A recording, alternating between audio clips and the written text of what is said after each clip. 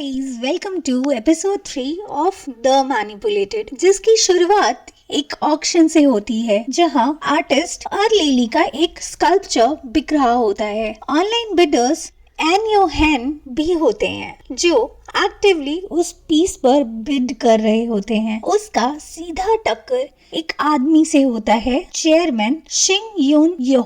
Auction के break के time Yohan को चेयरमैन शिन का फोन आता है। तब पता चलता है कि चेयरमैन एक्चुअली ये स्कल्पचर योहान के लिए ही लेना चाहते हैं। एक तरह से उस फेवर का बदला चुकाना चाहते हैं, क्योंकि योहान ने उसके बेटे को बड़ी मुश्किलों से बचाया था। पर योहान खुद बिडिंग इसलिए कर रहे होते हैं ताकि वो देख सकें चेयरमैन कितनी लिमिट तक जाएंगे। एक ट्विस्टेड सा गेम चल रहा होता है दोनों के बीच और आखिर में चेयरमैन शिन 6 बिलियन वोन देकर स्कल्पचर लेने के लिए तैयार हो जाते हैं। योहान को फाइनली स्कल्पचर मिल जाता है और वो उसे अपनी बड़ी सी स्कल्पचर कलेक्शन में ऐड कर देता है, जिसमें ऑलरेडी अर्लेली के काफी सारे पीसेस होते हैं। फिर वो चेयरमैन को कॉल करता है और बताता है कि जो स्केपगोट उसके बेटे की गलती का बोझ लेकर जेल गया था, वो जेल में मर चुका है। ये वही आदमी है जिसने पिछले एपिसोड में बाइबल के पेजेस से खुद को मार लिया था। अगले दिन एक बड़े कंपनी मीटिंग के दौरान योहान को किम सैंगरैक का कॉल आता है। सैंगरैक कहते हैं कि उसे एक क्लीन अप की जरूरत है। जेल के अंदर यू डियोक सू के आदमी फिर से तेजोंग पर पीटने की कोशिश करते हैं, लेकिन इस बार तेजोंग सबको धूल चटा देते हैं और डियोक सू को वार्न करते हैं कि वो अब उससे दूर ही रहे। शहर में नो योंग सिक एक इलेक्ट्रॉनिक्स रिपेयर शॉप चलाने की कोशिश कर रहे होते हैं। तभी उसकी बेटी उन भी शॉप में आती है और वो थोड़ा सा कैश उठा लेती है जो वहाँ पड़ा होता है। दोनों के बीच क्लियरली अच्छे रिलेशंस नहीं दिख रहे थे। थोड़ी देर बाद जेल का वो प्रीस्ट वहाँ पहुँचता है और योंग सिक को बताता है कि तेजुंग ने बाइबल वापस कर दी है। नेक्स्ट सीन में डियोक सू अपनी फ्रस्ट्रेशन एक इनमेट पर निकालता है जो उसके बारे में बकवास कर रहा होता है। तब एक और प्रिजनर डू गैंग जे आते हैं और दोनों बुलीज एक दूसरे को वैसे ही ग्रीट करते हैं जैसे पुराने दोस्तों की जोड़ी हो।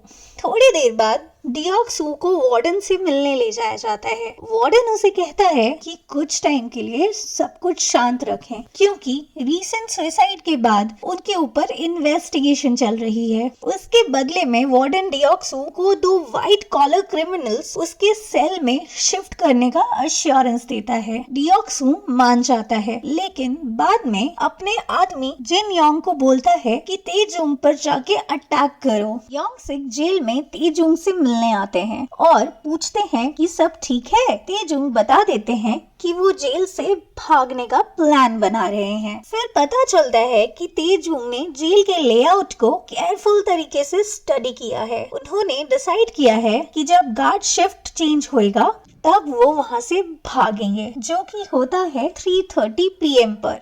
उनके पास टोटल आधे घंटे का टाइम है स्किप करने के लिए, लेकिन इस प्लान के लिए उन्हें जोन बी में क्लीनिंग जॉब को असाइन होना जरूरी है। उस शाम जिन योंग को तेजुंग के सेल में शिफ्ट कर दिया जाता है। वो उसे मारने की कोशिश करता है, लेकिन तेजुंग आसानी से फाइट जीत जाते हैं। अगले दिन तेजुंग डियोक सू के सामने बैठकर उसे समझाते हैं कि तुम ये सब रोक दो, पर डियोक सू नहीं मानते और उस पर अटैक कर देते हैं। आखिर में एक गार्ड उसे सैर करके सॉलिटरी कन्फाइनमेंट भेज देता है, जो लगता है शुरू से ही तेजुंग का प्लान था।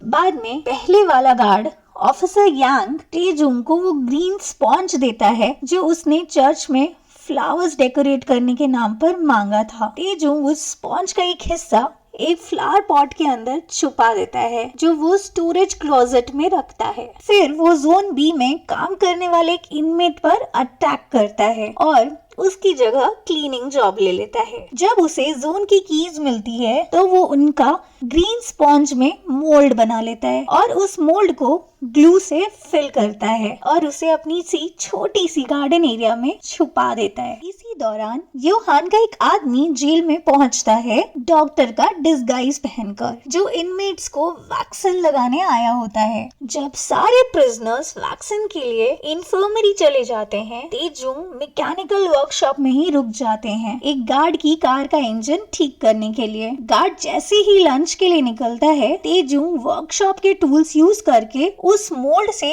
कीज का सेट कार्व करना शुरू कर देते हैं। सेल की तरफ लौटते हुए तेजुंग को दो गैंगजे और उसके आदमी घेर लेते हैं। गैंगजे उसे प्रपोज करते हैं कि वो दोनों मिलकर डियोक्सू को खत्म कर सकते हैं, बट तेजुंग मना कर देता है। तो गैंगजे कहता है कि वो थोड़ा टाइम लेकर सोच ले इस बात को। अपने सेल में पहुंचते ही तेजुंग एक गार्ड का इंतजार करते हुए पाता है। गार्ड बताता है कि अगले दिन एक बड़ी फाइट ऑर्गेनाइज की जा रही है और वो चाहता है कि तेजुंग रेडी रहे, क्योंकि उसने उस पर काफी पैसे लगाए हैं। इसी वजह से उसने किसी और को तेजुंग की जगह वैक्सीन लगवाने भेज दिया था और अगले दिन ऑफिसर तेजुंग को उस मैच के लिए ले जाते हैं, जहां एक बड़ा सा ग्रुप प्रिजनर्स का वार्डन के सामने फाइट करेगा। पर तेजुंग को तो स्किप प्लान एग्जीक्यूट करना था और टाइम हो चुका था 3 PM, इसलिए वो जल्दी से एक आदमी को गिरा देते हैं और तुरंत वहां से निकल जाते हैं, जिससे गैंगजे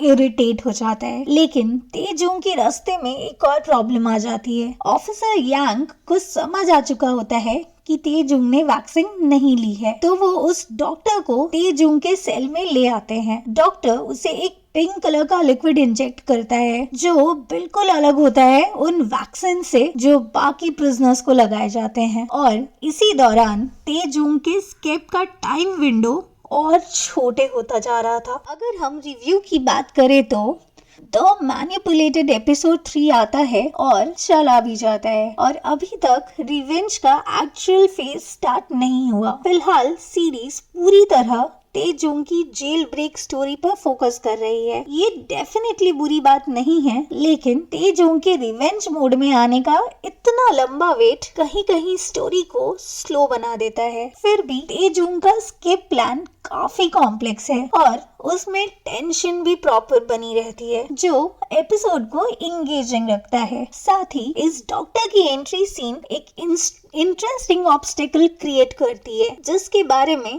तेजुंग को अभी तक कुछ भी नहीं पता। इसी वजह से एपिसोड की एंडिंग काफी इंट्रिगिंग लगती है और नेक्स्ट एपिसोड की क्यूरियोसिटी बढ़ा देती है। डायनेमिक्स में जो चेंज आया है वो तो काफी रिफ्रेशिंग फील दे रहा है। तेजुंग अब खुद सिचुएशंस को हैंडल करना सीख गए हैं और एक्शन सीन्स देखने में काफी मजा आ रहा है। ये प्योर क्लासिक वाइब्स दे रहा है, जो जी चैंग वुक स्टाइल का है। एक्शन ड्रामे में उन्हें देखना हमेशा सैटिस्फाइंग रहा है और यहाँ भी उनका कैरिज्मा क्लियरली शाइन कर रहा है। इस एपिसोड में हमें विलन के बारे में भी कुछ ज्यादा पता चलता है। एन योहान परफेक्टली ट्विस्टेड और एविल लगता है। ओपनिंग सीन ही उसकी पर्सनालिटी को सेट कर देता है। एक ऐसा इंसान जो दूसरों के साथ साइकोलॉजिकल गेम्स को एंजॉय करता है। तेजुंग और योहान में बिल्कुल ऑपोजिट एनर्जीज है और इसी वजह से उनके बीच फ्यूचर में फेस ऑफ दिखाया जाएगा, जिसके लिए मैं काफी एक्साइटेड हूँ। तो मिलते हैं नेक्स्ट एपिसोड में। Till then take care and thank you so much.